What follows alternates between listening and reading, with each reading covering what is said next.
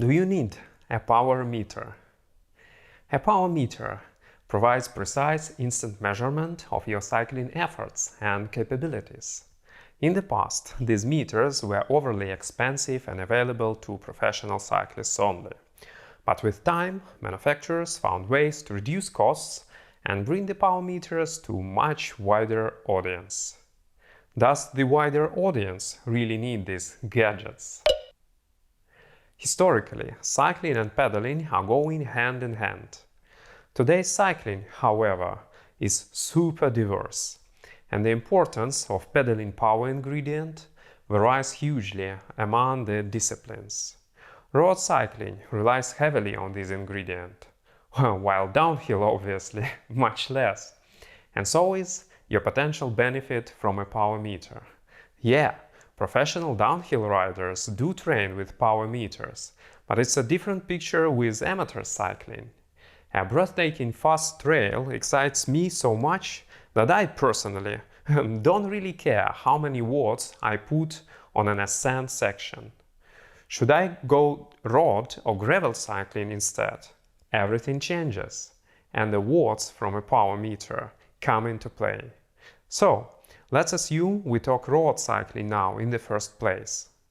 The general advantages of having power meter data in pedal-independent cycling disciplines are well known. In short, it brings both planning and analysis of your training to a whole new level. But your benefit from the advantages of a power meter depends a lot on a choice you'll make.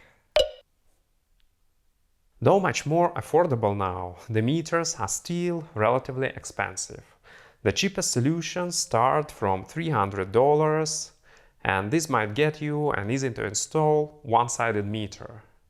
It measures the power on one of your legs, usually a left one, and assumes that another leg produces the same amount of power. However, this assumption is far from being true. Why? One of our legs is naturally dominant. If we measure power distribution of an amateur cyclist with no prior balance training, the distribution will be around 55 to 45 on average.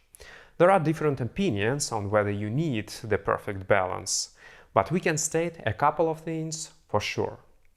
First, the power data from a one-sided meter will be highly inaccurate unless the balance is almost perfect. Inaccurate data still lets you trace own relative progress. True. But here comes the second thing. If you seek to improve power, you'd better start with your power balance between left and right, and only then proceed with improving absolute figures. A funny situation. We are all obviously tempted to save money and get a one-sided meter for a start. But looking a bit deeper, the one-sided meter makes sense only for cyclists who already have balanced power or who at least know their typical balance pattern. Both would require prior training with a more expensive dual-sided meter. There's an argument that lots of pros are using one-sided meters just fine.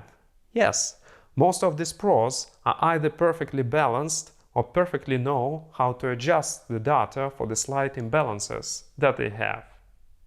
Don't get me wrong, I'm in no way against one-sided meters. In fact, I own one, and I was happy to save money with it. But I bought it after I had a dual-sided meter on another bike of mine, and my point is based on my experience with both of them. The less experienced you are, the more you should aim towards dual-sided metering.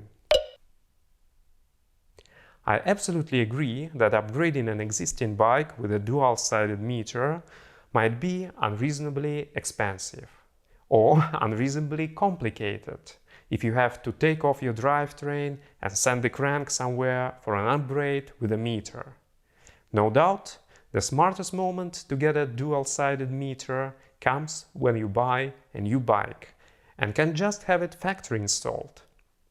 If this is not an option for the first meter, my advice is still to get a dual-sided meter at all costs.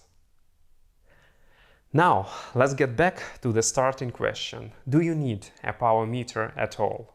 You do, with a couple of ifs. If you do a plenty of road or gravel cycling, or if you compete. And if you are smart enough to start with a double-sided one.